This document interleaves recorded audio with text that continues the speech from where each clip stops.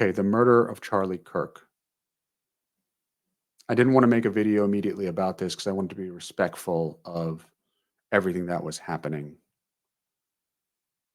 Bottom line is, if you care about freedom of expression, if you care about expressing your opinions, regardless of whether they are left or right, without fear of violence or retribution, you should be gravely concerned about what happened to Charlie Kirk.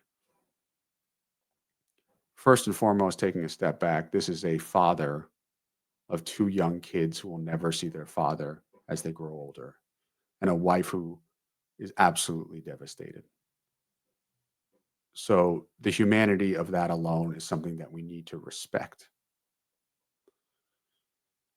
Secondly, we are in a time in which so many feel like their rights are being taken away, due process rights. We have people who have had their visa revoked because they put an op ed in a newspaper. The government has been threatening people. And I've heard a lot on the left that people are fighting back because they want that freedom of expression without retribution. And they're absolutely right. But we can't just be about the left being able to express themselves freely.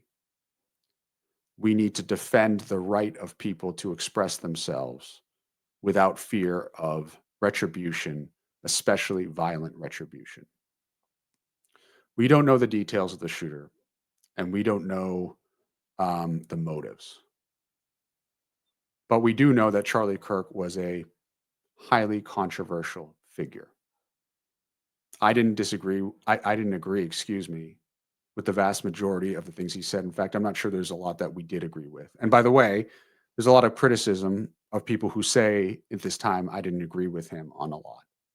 I think that that isn't doesn't have merit. I think it is fair to point out that you disagree with people. But there's a big difference between disagreeing with someone and wishing harm on them. And Charlie Kirk was murdered in cold blood in front of thousands of people while expressing his constitutional right of free speech. And so, what I am concerned about is that chilling effect that no matter who you are, and no matter what your opinions are,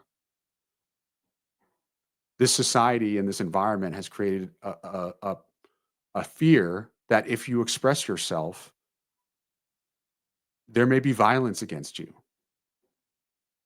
And so, to not condemn what we're seeing with Charlie Kirk or with Rep. Melissa Hortman or the countless other examples, regardless of politics, is to not condemn the very uh, anti forces of what we are as Americans.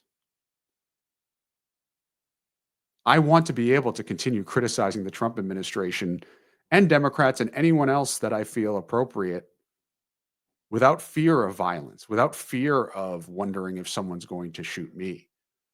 I think you probably feel the same way too. And I think a lot of conservatives are worried about that. Our hearts and minds and winning influence should be about the case that we have to make to the American people about why certain policies are bad out of the administration, why um, there's hypocrisy in the administration, and pointed out why cutting funding to law enforcement is not commensurate with the rhetoric that Trump has said about being tough on crime.